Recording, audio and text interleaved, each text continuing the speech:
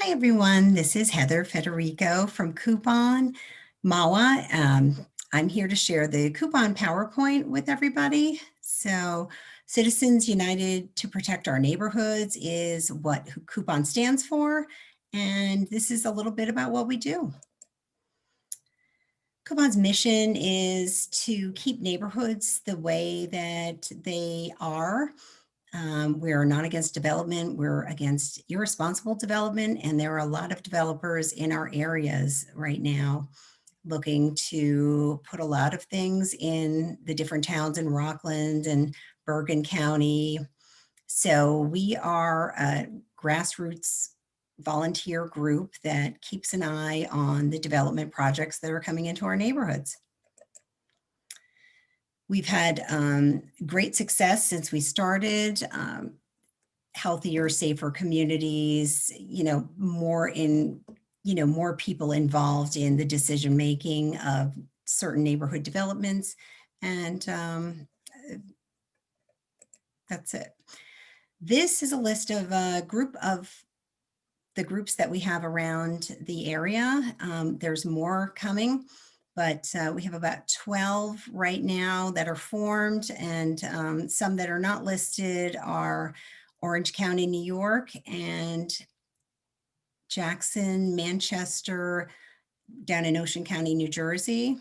MAWA is the first organization in New Jersey. Hopefully there'll be more to come. These are our major focus areas: irresponsible development, illegal housing, zoning issues, environmental and code enforcement, blockbusting, and the beautification of neighborhoods. This is CUPON's Code of Conduct, a summary of it. This is something that we have a reputation for: integrity, non-bias, inclusiveness, fairness, and we hope to keep that reputation. So we ask that everybody read through this before joining CUPON and agree to it. Irresponsible development is probably the biggest area that we tackle. There are a lot of development projects because we're right outside of New York City. There's a need for housing, and there's a need for other things too. We just want to ensure that the infrastructure is in place before the development gets built, because that's really where all the problems start.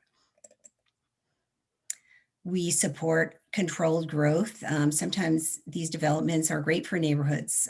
They, upgrade things and help, comply, as long as they're complying with health and safety and zoning laws and are inclusive to all the neighbors. It's a great, sometimes development can be great. We do not support development that fosters urbanization. A lot of times there's not enough focus on the infrastructure. So, you have to consider that when you're building like a large housing complex. Do you have the water, the sewers, the busing, if there's going to be children going to schools? Is there enough room in the schools? You really have to keep that in mind when you're building these large developments. We do not support any discriminatory exclusiveness. Sometimes there are things built just for one group or another, and that we do not support. And also, if you're going to adversely change the neighborhood. Illegal housing is a huge problem. I've been working with the Rockland County Illegal Housing Task Force, and it's just, very, very unsafe conditions many times, especially for the first responders and the people who live in illegal housing. When a fire or a first responder needs to enter a house, they usually have an idea or a blueprint of where to go in the house. And when illegal construction goes on inside of a house, it's very hard to find the people quickly and get them out quickly. So we are very, very opposed to illegal housing. Zoning is another issue.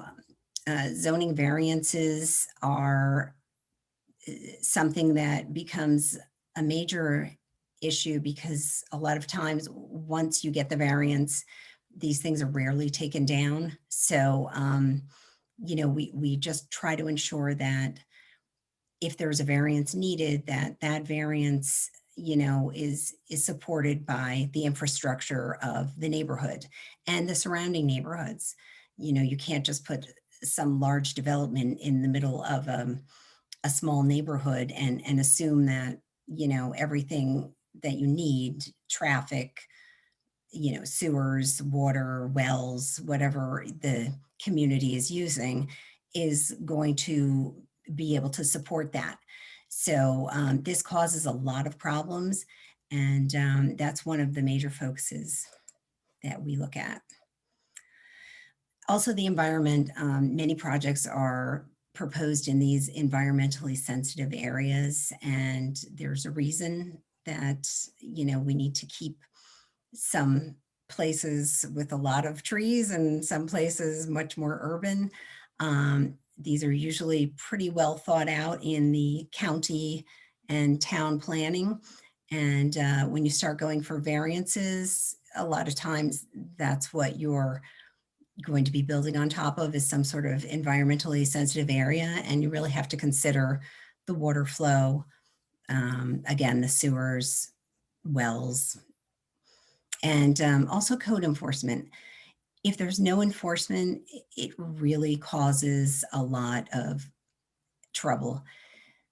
People who move into a neighborhood expect that your codes are going to be enforced. If you're allowed a certain amount of cars or, trucks or people, you're expecting that your neighborhood's pretty much going to stay that way when you buy your home. And the spot zoning that's been going on all over our area has been kind of overriding that. And it's very sad, because this is when, the community and the developers start getting, at each other's throats. So we try to get involved before that happens. Blockbusting, that's when, realtors or developers are trying to get people to move out of a neighborhood so they can move in whatever, they're trying to develop. And, sometimes it can be very, very aggressive. There are areas that have a cease and desist solicitation zones. In Mawa, we have a no knock ordinance. You can just ask for a sticker from town hall and you put it up on your door, and people are not supposed to knock on your door and ask you to sell your home. And if they do, you can take their card or their number, you report them. And if, they're found to do this, a certain amount of times, they can actually lose their license. These are just a list of some of CUPON's accomplishments in the area. We're working on a whole bunch of stuff right now. So this is just some of the stuff that we've already, worked on. I'll just let people read through. You can pause the video if you need to.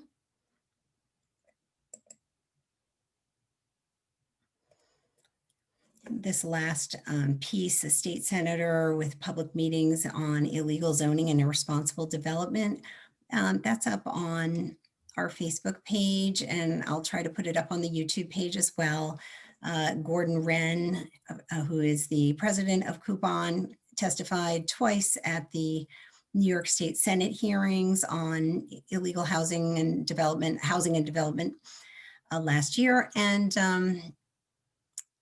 Rabbi Schwartz also was, he's the head of our illegal housing task force. He also testified in front of the Senate.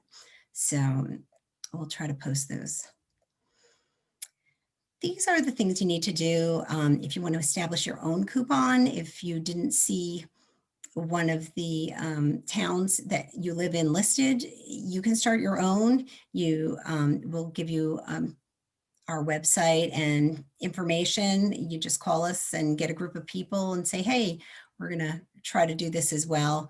You want to make sure you have officers who's going to do your communications. Funding is a big part because we just fundraise for money, and we use the money to hire land use attorneys and land planners, engineers, environmentalists, and, they'll write a study for you, or, you bring the project to them and say, hey, is this a good idea? And, that's what we use the money for, pay them to speak for us in, when these projects are being, proposed.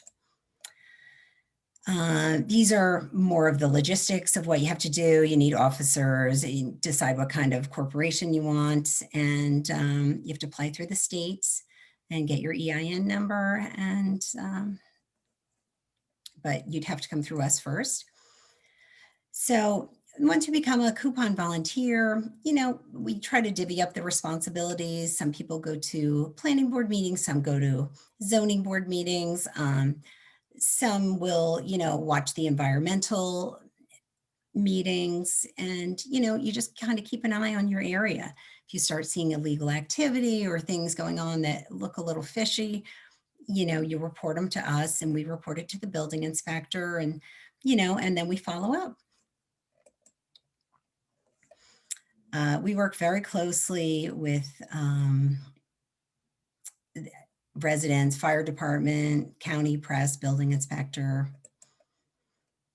And this is CUPON Mahwah's address if you're in New Jersey or close to the Mahwah area. Right now, we are also working with Upper Saddle River and Airmont until they form their own groups.